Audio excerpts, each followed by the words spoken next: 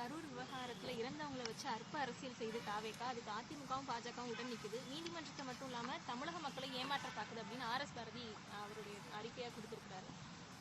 இது அரசியல் செய்யற விஷயமா எல்லா கட்சிகளும் செய்தா இல்ல இவங்க சொல்ற மாதிரி அந்த கட்சிகள் எல்லாம் அரசியலாக மேற்கொள்றாங்க? இல்ல, கடந்த காலங்களில் திமுக என்ன செய்ததோ அதை இப்ப இவங்க செய்யறாங்க.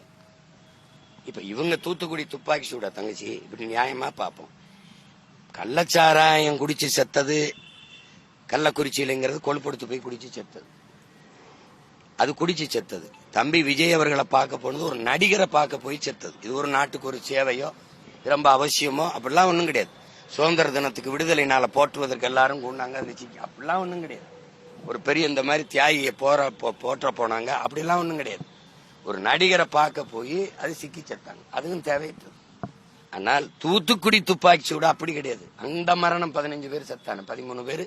அதுக்கப்புறம் 2 நாள் வீட்டில் தேடி போய் சுட்டது 15 பேர் இன்னைக்கு. அந்த மரணம் அப்படி கிடையாது. மக்களின் கிளர்ச்சி, மக்களின் புரட்சி. அங்க ஸ்டெர்லைட் இருக்கனால என்னுடைய காற்று நஞ்சாகுது, என்னுடைய நிலம் நஞ்சாகி நீர் விஷமாயி மஞ்சள் தன்மையோடு வருது, நான் வாழ முடியல, அதை நிறுத்துன்னு சொல்றது மக்களின் கிளர்ச்சி. அங்க ஒரு தலைவன் இல்ல, ஒரு கொடி இல்ல, மக்களே ஒருங்கிணைந்து போராடிய போராட்டம் எப்போதாவது வரலாற்றுல வரும். அதை ஏன் துப்பாக்கி சுட்டு படுகொலை செஞ்ச? இது விபத்து, அது படுகொலை அரசு செய்து. அதுக்கு யார் ஏதாவது பேசுனாங்களா? அந்த வீடுகளுக்கு ஏதாவது ஊக்கத்தொகை கொடுக்கப்பட்டிருக்கா? அந்த வீடுகளில் இறந்தவர்களுக்கு அரசு வேலை கொடுப்பேன், அது கொடுப்பேன், இது கொடுப்பேன்னு ஏதாவது சொன்னதுண்டா? இந்த பாரதிய ஜனதா காங்கிரஸ் உண்மை கண்டறியும் உங்களுக்கு ஓடி வந்ததுண்டா? அப்ப அந்த சாவை வச்சு, அந்த உயிரற்ற உடல்களை வச்சு, அந்த ரத்தம் கண்ணீரை வச்சு இந்த திமுக என்ன பேச்சு? அதைத்தான் இன்னைக்கு இது பேச்சு. இதுல இருந்து நீங்க என்ன தெரியணும்? இவங்கள மொத்தமாவே இந்த துப்புரவு பணியாளர் இன்னைக்கு போராட்டிருக்காங்க, இவனை வச்சு இவன் கையில ஒரு இது வச்சிருக்கான்ல, அந்த தொடப்ப கட்டையை வச்சு தொடச்சு தள்ளம். அதை தவிர வழி கிடையாது. இவன் மாறி மாறி பேசுவானுங்க. இங்க இருக்கும்போது திடீர்னு புனிதன் ஆயிடுவான், எதிர்கட்சியா இருக்கும்போது புனிதன் ஆயிடுவான். இப்ப ஆளுங்கட்சியா இருக்கும்போது மறுபடியும் என்ன பண்ணுவான்? அதே இது அவர்கள் செய்யவில்லையா, அவர்கள் ஆட்சியில் நடக்கவில்லை. அண்ணா பல்கலைக்கழகம் சொல்லுங்க, பொள்ளாச்சி பாலியல் அப்படின்னு. என்ன நீங்க இந்த படுகொலை இந்த விஜயுடைய கட்சி சாவ சொல்லுங்க, நீங்க தூத்துக்குடி, இதுதான் இது நடக்கும். இப்ப நானே கேட்கிறேன், இவ்வளவு வேகமா வர்ற பிஜேபி, இந்த காங்கிரஸ், இந்த சிபிஐ விசாரணை, அந்த நீதிமன்றம் தூத்துக்குடிக்கு மட்டும் ஏன் வரல? ஒரு கேள்விதானே. மனு கொடுக்க வந்த மக்களை சுட சொல்லி உத்தரவிட்டவன் எவன்டா? நல்ல ஆன்மகன் நான் தான். அன்றைக்கு தலைமை பதவியில் இருந்த முதலமைச்சர் தொலைக்காட்சியில பார்த்தான் தெரிஞ்சுக்கிட்டேங்கிறாப்ல. அப்ப வேற எவன் சொன்ன? ஒரு போராட்ட வழிமுறையை கட்டுப்படுத்த உங்க எல்லாருக்கும் தெரியும். தண்ணீரை பீச்சி அடிப்பாங்க, தடியடி நடத்தி கலைப்பாங்க, கண்ணீர் புகை குண்டுகளை வீசி கலைப்பாங்க, மீறினா இடுப்புக்கு கீழே சுடுவாங்க. ஆனா கழுத்துல குறிபாத்து சுடுற உத்தரவை கொடுத்தவன் அவன், நெஞ்சில குறிபாத்து சுட சொன்னவன் யாரு? மனு கொடுக்க வந்த மக்கள் கலவரம் தான் செய்வான்னு முன்கூட்டியே எப்படி கணிச்சா? இதுக்கெல்லாம் பதில் இருக்கணும்ல.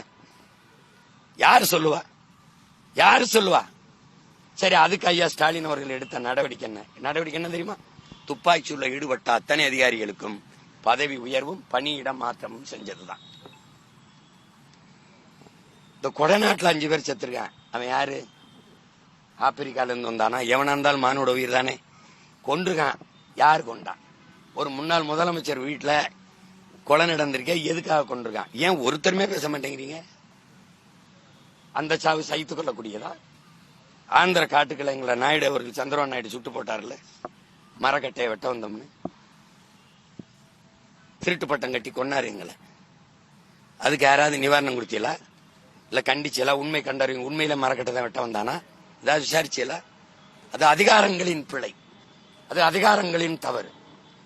இப்பவே இந்த தம்பி விஜயுடைய கட்சி கூட்டத்துல நெரிசல்ல செத்தது தேர்தலுக்கு 1 வருடம் இருக்குதுன்னா பேசியிருக்க மாட்டான் எவனும்.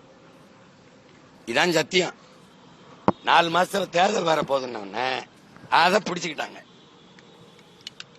இப்ப என்ன பண்றது? எதையாவது பண்ணி விஜயை இந்த ஏடிஎம்கே பாஜக கூட்டணிக்கு கொண்டு வந்துடணும்னு வருது. அவரை உள்ள பாவிட்ட கூடாதுன்னு ஒரு கட்சிய. வேற இதான அரசியல் இப்ப ஓடிட்டு இருக்கு 10 நாளா. அதனால அதை விட்டுருவோம். நமக்கு நிறைய வேலை இருக்கு. வேற ஆக்கப்பூர்வமான கேள்வி இருந்தா கேளுங்க. அவ்வளவுதானே.